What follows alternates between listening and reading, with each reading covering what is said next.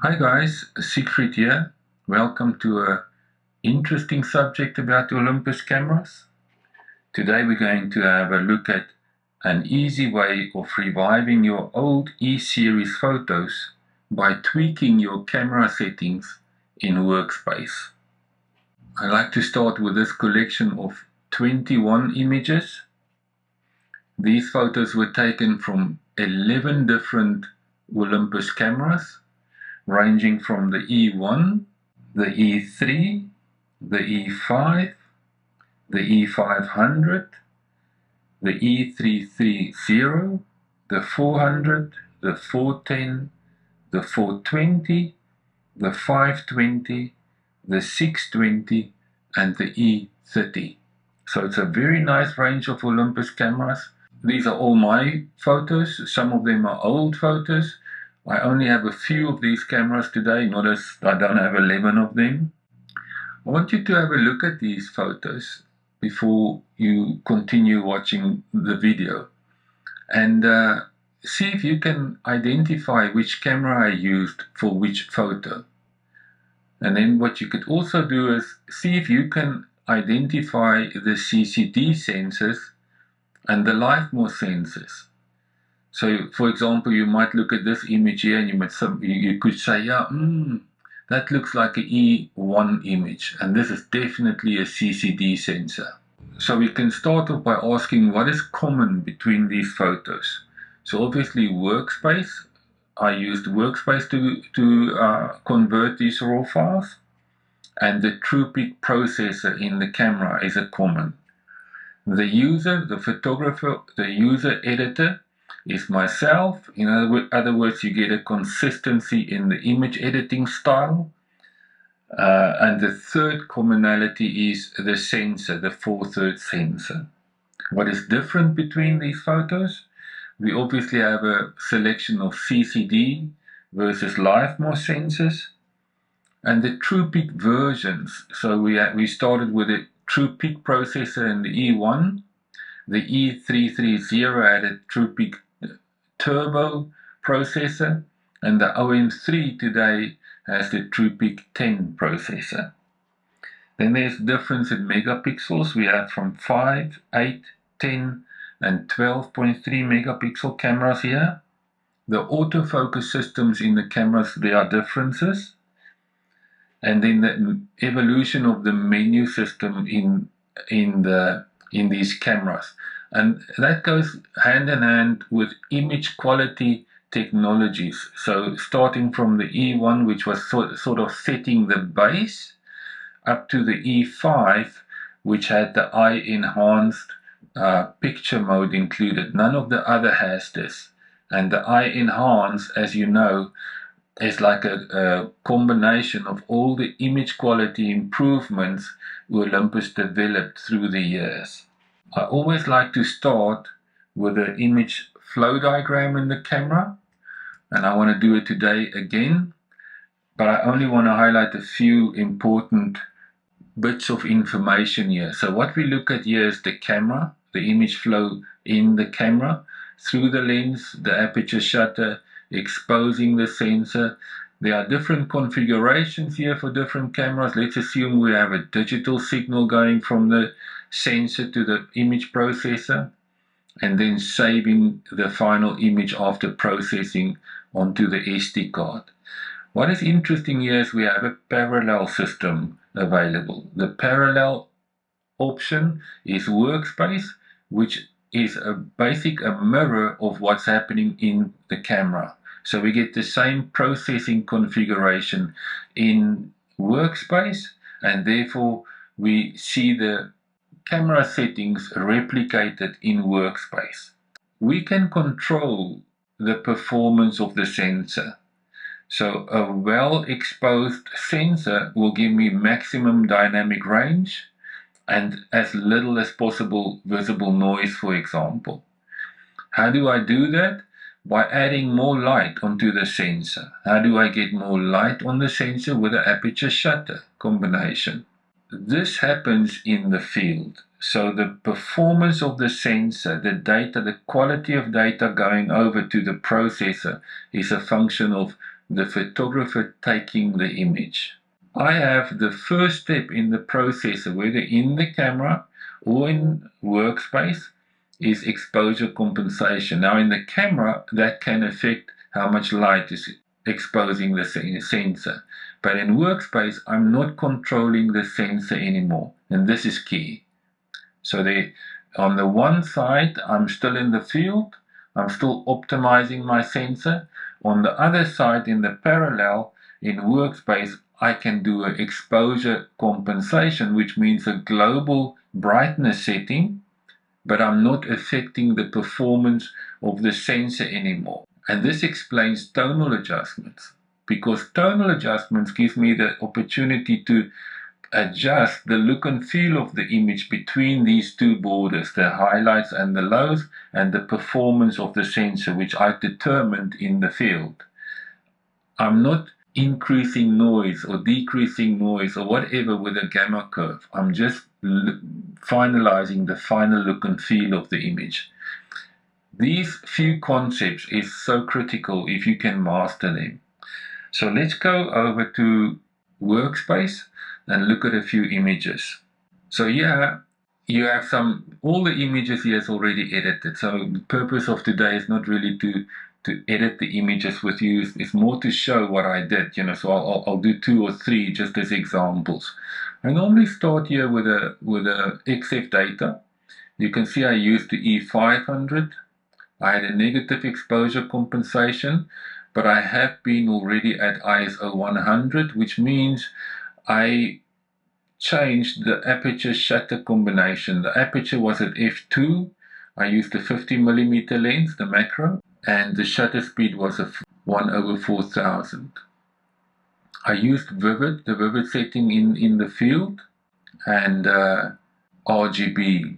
I purposely selected this image because I think many people would have said, yes, this is a CCD sensor. They would look at the monochrome sort of look of the greens here, the sign in the blue here. These are typical, the red, sort of the roof there. This is typical for what people say a CCD sensor. But to show you how quickly things can change, if I selected a different white balance, for example, now remember this is the camera white balance, but I selected a different white balance now, and here you can see so you can see the change with only the white balance variation.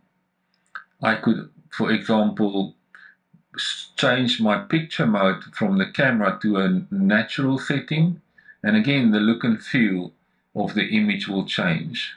I could change the tonal adjustments. I can give it a more aggressive contrast, and again the image will change.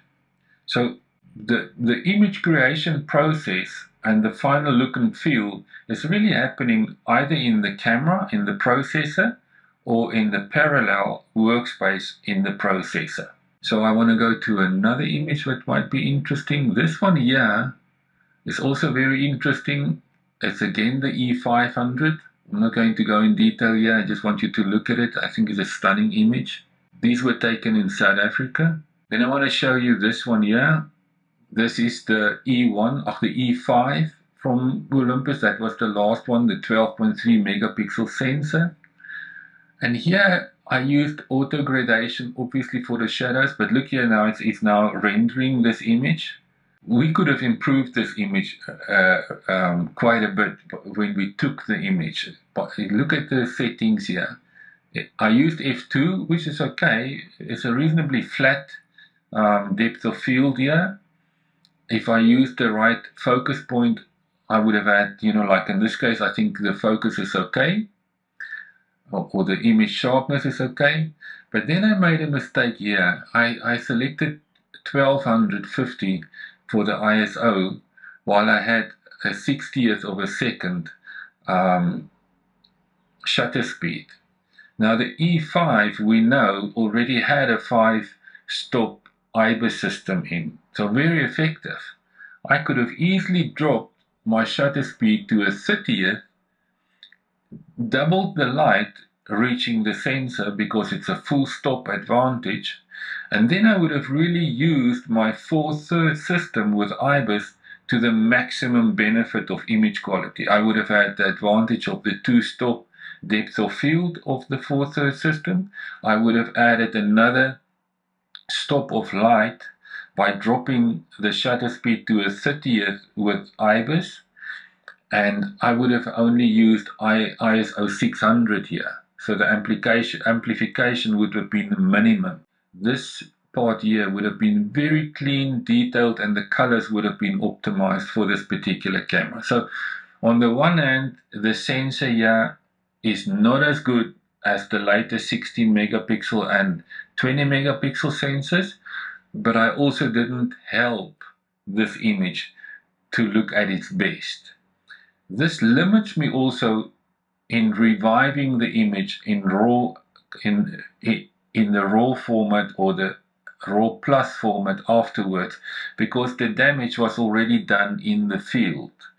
But even though I can still, by tweaking the camera settings, which I did, I can get a reasonably good result for this scene here. Just to give a bit more credit to the E5, here's another one from the E5. And obviously here we had ISO 200. Again, I made the mistake for a reasonably flat scene here. I selected f10. There's no reason for me to, I would have had a fantastic result with f5.6, for example. So I want to show you another example of having too little light. And I did this in manual. So if you go here, I did this one in manual mode. And you can see I did use ISO 200. So everything was set to have as much as possible light on the sensor here. But I controlled the light through the aperture and the shutter speed. So if I went down here, for example, to f5.6 and I slowed down, and I kept the shutter speed down, I would have had a much more light onto the sensor, which would have helped me to recover or to revive this image much better than I were able to do here. Also 12.3 megapixel sensor. Then I want to show you another quick one. One of my favorite images. This is the E410 from Olympus. Now remember, the editing software from Olympus started from Master. It was called Master with the E1. The E330 had, I think in the time of the E330, we had Studio. It was a professional sort of software, but we already had this concept of the camera settings transfer to Studio. Then we had Viewer, which was, I was quite happy with Viewer. I thought it was a good software, and today we have OM Workspace. This was my first DSLR from Olympus, the E410. I used the kit lens. Again, I used f8 here. I could have easily used f6.3 here, but the image is okay, so I was on ISO 100.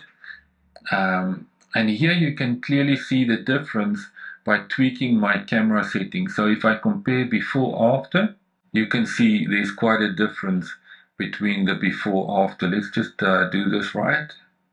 So there's quite a difference between the before after. It can easily confuse people to think the sky here is an indication of a CCD sensor. But I think it's more a case of at the time of the 410. So if we had the E500 and the next one was the E410, and I think the Kodak image processing style of Olympus was still very visual in the E410, and this might also be one of the reasons I personally liked or enjoyed the 410 from Olympus so much. My favorite E-series cameras today is the E30 and the E450.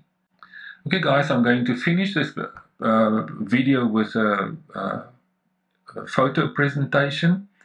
The photos that I showed, the 21 photos plus a few more, will be included in this slideshow, and each photo shows the camera I used, and you can test your own knowledge whether you selected the right camera for each of these images. So thank you. Until next time, Siegfried.